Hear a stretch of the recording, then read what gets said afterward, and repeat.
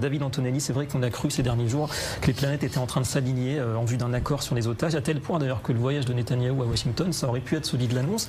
Là finalement il n'y aura même pas de conférence de presse commune avec Donald Trump. Et puis le Hamas qui campe sur ses positions. Comment est-ce que vous expliquez cette évolution?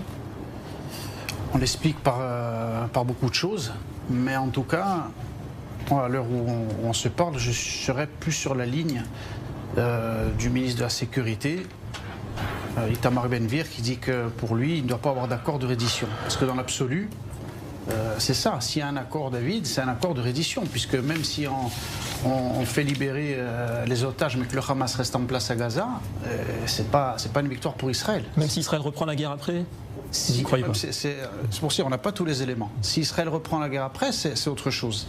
Mais connaissant quand même Itamar Ben-Gvir, s'il parle d'accord de reddition, c'est qu'il y a des choses qui sont un petit peu, on va dire, en dessous de table, qui ont des éléments qui ne sont pas trop portés à notre connaissance, donc il faut être très prudent. Pour moi, je pense que, on l'a déjà dit à plusieurs reprises, le problème de Gaza, un responsable du Hamas a déclaré lui-même qu'ils étaient en passe de s'effondrer complètement. 80% du territoire qui est perdu. 80% du territoire perdu. Qu'est-ce qu'on attend pour déclarer notre souveraineté là où on est? Qui serait en position de force pour négocier. Mais bien évidemment, c'est à nous d'imposer notre volonté là, et finalement d'arriver après 1 an et demi, après cette catastrophe, après tous ces soldats perdus, après toute la souffrance que justement pour le peuple d'Israël laquelle est passée, d'au moins d'arriver à la fin et de pouvoir la célébrer cette victoire, David. Au moins qu'après toutes ces larmes, toute cette souffrance, on puisse dire tout ça, mais c'est pas pour rien.